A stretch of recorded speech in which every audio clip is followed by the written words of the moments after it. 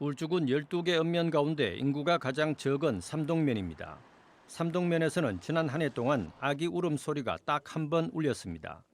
그런데 단 한 명뿐인 신생아마저 출생 등록 이후 다른 지역으로 이사를 간 것으로 확인됐습니다. 사실상 출생아가 한 명도 없었던 겁니다. 출생아는 한 명이 있었다 하는 걸 알았지만은 그나마 그래도 뭐 타 지역으로 전출해 가는 건 우리는 모르고 있었는 거죠. 그래 좀 너무 안타까운 그런 일이죠. 한 지역의 20에서 39세 여성 인구를 65세 이상 인구로 나눈 값인 소멸 위험 지수를 조사했더니 울주군은 0.49로 지난해 5월 소멸 지수 위험 단계에 처음으로 진입했습니다. 소멸 지수가 0.2 미만이면 고위험 지역으로 분류되는데 삼동면이 0.07로 가장 낮았고 두서와 두동, 상북 등 4개 면이 고위험 지역에 포함됐습니다. 베드타운으로 정착하고 있는 범서와 청량 등 4개 읍 지역은 그나마 소멸 위험도가 낮았습니다. 범서와 청량읍의 지난해 출생아는 각각 318명과 208명으로 울주군 내에서는 가장 많았습니다. 이처럼 읍면별 인구 편차로 지방 소멸 경고등이 울리면서 울주군이 맞춤형 인구 정책으로 총력전에 들어갔습니다. 결혼 출산 지원금을 늘려 신혼부부 유입을 유도하는 한편 파격적인 창업과 취업 지원을 통해 청년층 유입도 늘릴 계획입니다.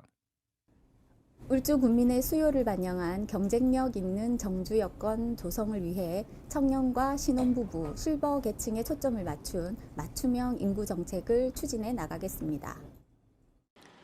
청년층 유출도 가속화되면서 지난 10년간 울주군의 평균 연령은 39세에서 46세로 7세나 상승해 상승폭이 울산 5개 구군 가운데 가장 컸습니다.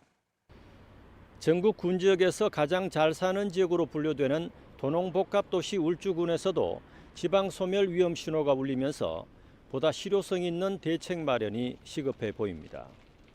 MBC 뉴스 이상욱입니다.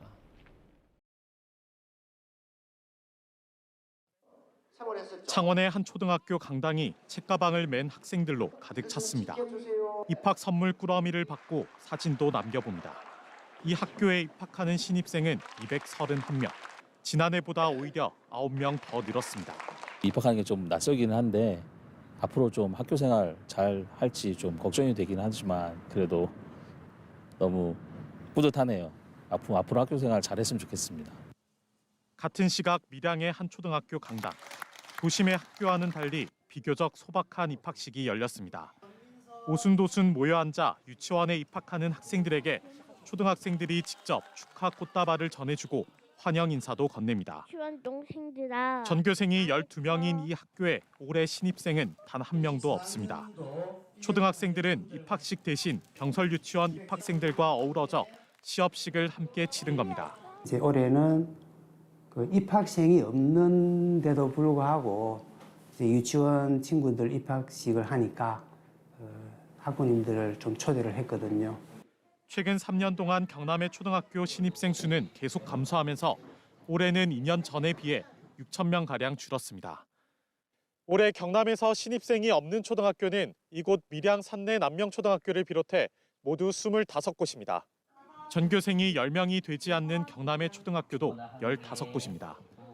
지난해 경남의 출생아 수는 13,100명으로 10년 전보다 무려 절반 넘게 줄었습니다.